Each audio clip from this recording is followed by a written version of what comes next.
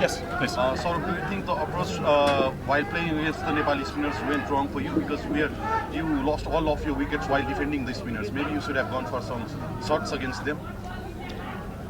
I mean, in hindsight, we are disappointed in general, and we know that we didn't play to our standards, and the technical part may be one thing that might be a cause, but I think there were quite a lot of more reasons as well. But yes, that might be one cause. Was the track turning too much? I mean, today, yes, it was damp and soft. Even I would have loved to bowl first on this wicket. But it's credit to them, they always probed the right areas, they bowled within the stumps. And the two guys produced a dream spell. Yes, I don't want to take credit away from them, and I don't want to give any excuses. I mean, we are disappointed.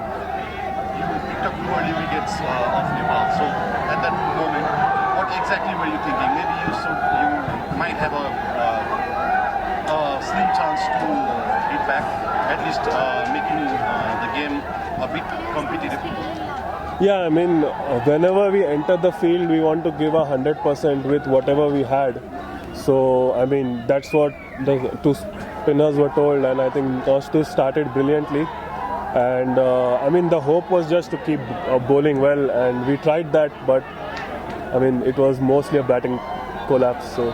Okay, then I'll just Sarah speak a little bit later if you can. Sure. Disappointing in the series. What went wrong? Well, I think as I mentioned, the first 2 games we lost it. We came close, but I think we lost it in the few moments, the key moments, where we didn't hold our nerve or where we could have been tactically, strategically better. And in general, of course, I mean, we don't want to shy away that our batting unit hasn't been that consistent in scoring runs.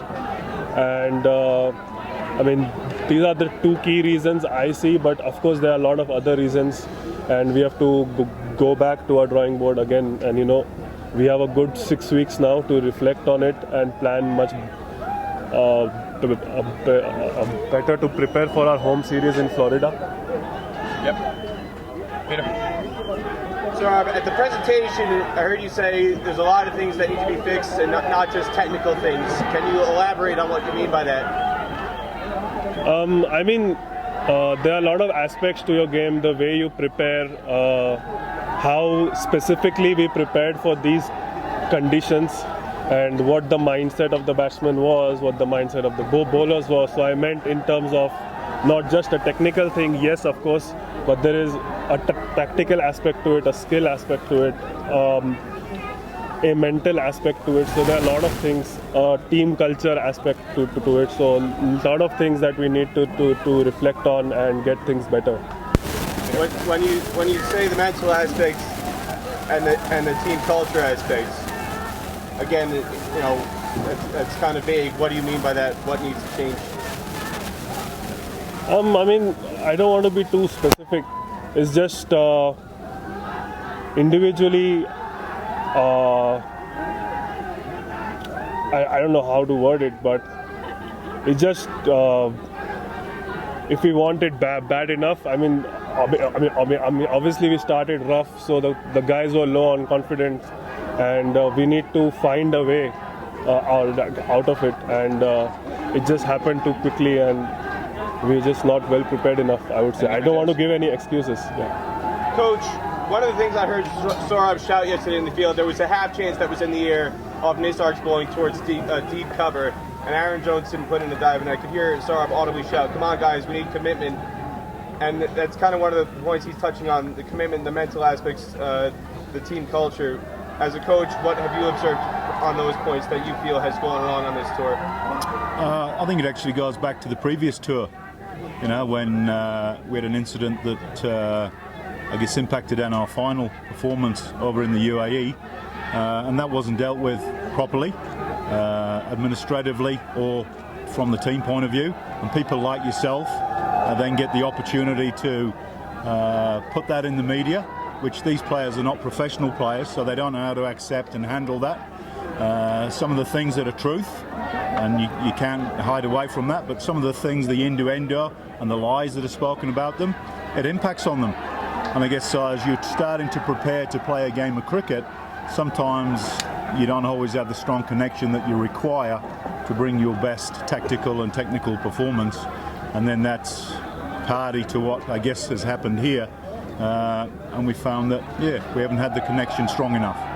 Just to follow up on that, you say the team isn't professional. This is the highest paid team in associate cricket, though. Way higher paid than Nepal, way higher paid than Scotland or the Netherlands even, who are going to be in the ODI Super League. Where does the accountability come in when these guys are put on these kind of contracts?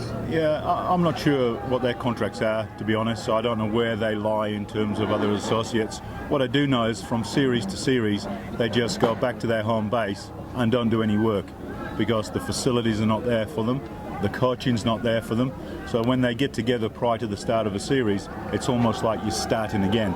And I guess for this series in particular, with myself only being engaged 10 days before the start of the series, you've got no work, no chance to build up the work that's required to take on, I guess, these conditions and two fine teams in these conditions. So we've been exposed and we have to take the consequence of that, which today is embarrassment, but overall it's no points from 4 games.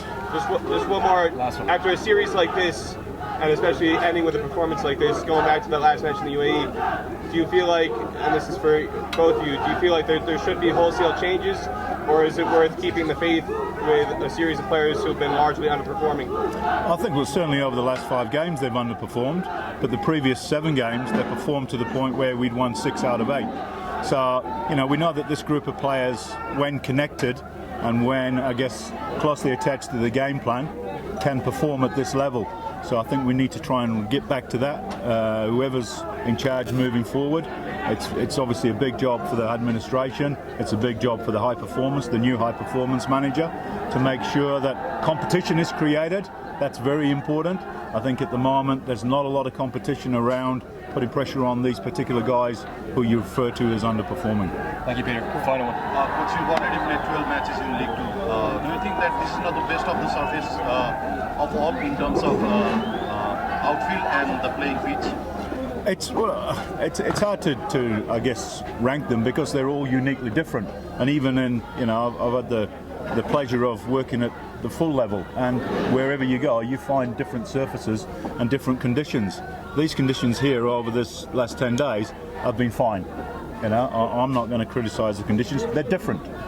We had some wickets that turned a little bit down in Florida. In the UAE, the wickets were more conducive to pace bowling. But these conditions here are different, but there's certainly nothing wrong with them. It just means that you have to bring a different skill set, and we saw the Omani guys yesterday play extremely well and get a really good score. We saw them chase down a good score against Nepal on the weekend, so the conditions are fine. I'm sure the local hosts here will keep working hard on the infrastructure around it, improving the outfield, but the surfaces are unique, but they're not difficult. Thank you very much, ladies and gentlemen. That's it. Thank you. Thank you.